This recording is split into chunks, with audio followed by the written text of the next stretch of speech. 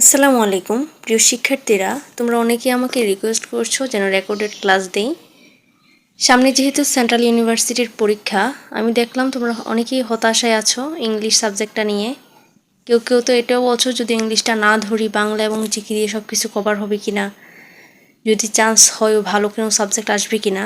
তো আজকে তোমাদেরকে সেন্ট্রাল ইউনিভার্সিটির 24-25 সেশনের ইংলিশ সাবজেক্টটাকে সলভ করে দিব।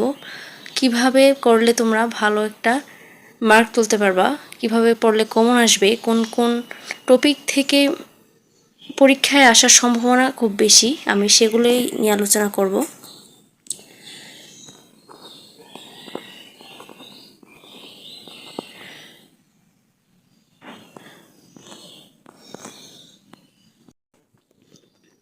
প্রথমেই আমরা দেখি গ্রুপ ভার্ব থেকে এসেছে।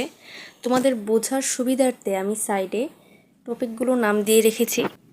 এখানে গ্রুপ ভার্ব বোঝানোর মতো কিছু নেই, তো আমি বলবো কিভাবে পড়লে তোমরা কমন পাওয়ার সম্ভাবনা আছে। তো তোমাদের অনেকেরই মাস্টার বইটা আছে, যাদের নাই আমাকে নক করতে পারো, আমি পিডিএফটা দিয়ে দিব। সেখান থেকে বিগত চাকরির যে পরীক্ষাগুলো অথবা এডমিশনের যে পরীক্ষার বিগত প্রশ্নগুলো আছে সেইগুলো তোমরা ভালোভাবে শেষ করবা। আবার দেখবা মাস্টার বইয়ে বক্স আকারে কিছু দেওয়া আছে গ্রুপ ভার্ব, সেগুলো পড়ার দরকার নাই।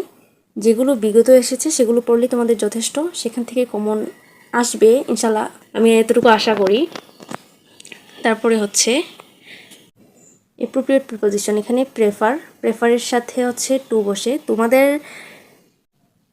এডমিশনে যে বিশেষ করে ইংলিশ সাবজেক্টে তোমাদের মেমোরাইজিং পার্টটা খুবই গুরুত্বপূর্ণ। তারপরে হচ্ছে আবার দেখো এখানে গ্রুপ ভার্ব চলে এসেছে। তোমাদের মেমোরাইজিং পার্টটা কী পরিমাণ গুরুত্বপূর্ণ তোমরা নিজেই বুঝতে পারবা। এই যে এইখানে এই পর্যন্ত কিন্তু 2টা গ্রুপ ভার্ব চলে এসেছে। এগুলো বোঝানোর কিছু নাই, আমি জাস্ট ধরিয়ে দিচ্ছি কোন কোন টপিক থেকে প্রশ্ন আসছে বা কীভাবে পড়লে তোমাদের চান্স পাওয়ার সম্ভাবনা আছে।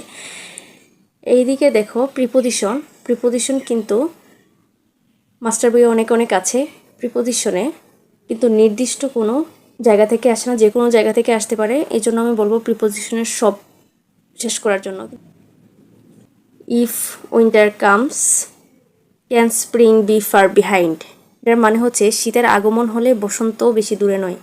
এটা একটা আশাবাদ ব্যক্ত করেছে, সেজন্য এটার অ্যান্সার হবে অপটিমিজম। এটার মানে হচ্ছে আশাবাদ। তারপরে আছে ফিগার অফ স্পিচ।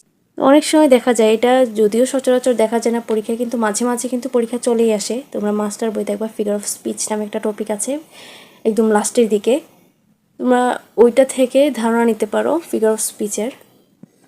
এখানে বলা আছে life is a roller coaster with at ups and downs. এখানে দুইটি অসম বস্তুর তুলনা বুঝিয়েছে, সেজন্য আমরা মেটাফোরটা ইউজ করব। দুইটি অসম বস্তুর যখন তুলনা করা হয় তখন মেটাফোর ব্যবহার হয়। তারপরে কি আছে, তারপরে আছে ন্যারেশন। এই যে দেখো এতক্ষণ মেমোরাইজিং পার্ট থেকে এসেছে, এখন গ্রামার থেকে এসেছে। ন্যারেশনটা খুবই গুরুত্বপূর্ণ, প্রায় প্রত্যেক এডমিশন টেস্টে দেখা যায় যে ন্যারেশন থেকে প্রশ্ন করে। তোমরা যদি ন্যারেশনে কারো কোনো সমস্যা থাকে তোমরা কমেন্ট করতে পারো, ইনশাল্লাহ আমি চেষ্টা করব তোমাদেরকে সব কিছু বুঝিয়ে দেওয়ার। তারপরে হচ্ছে ভোকাবুলারি থেকে, তোমরা বিগত বছরের প্রশ্ন রিপিট করতে পারে বা নাও করতে পারে, এই জন্য তোমরা 4টাই শেষ করে রাখবা।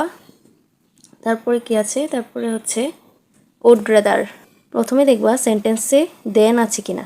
দেনের পরে যদি একটা বেস ফর্ম থাকে ভার্বের এবং যেই ফাঁকা ঘরটা আছে এটার পরে যদি একটা বেস ফর্ম থাকে, তাহলে তোমরা সেখানে উড রাদার বসাবে। তোমাদের সুবিধার্থে আমি সংক্ষিপ্তভাবে ওইভাবে না বলে তোমাদের টেকনিকটা আমাকে বলে দিলাম। তারপরে আছে আবার ভোকাবুলারি থেকে।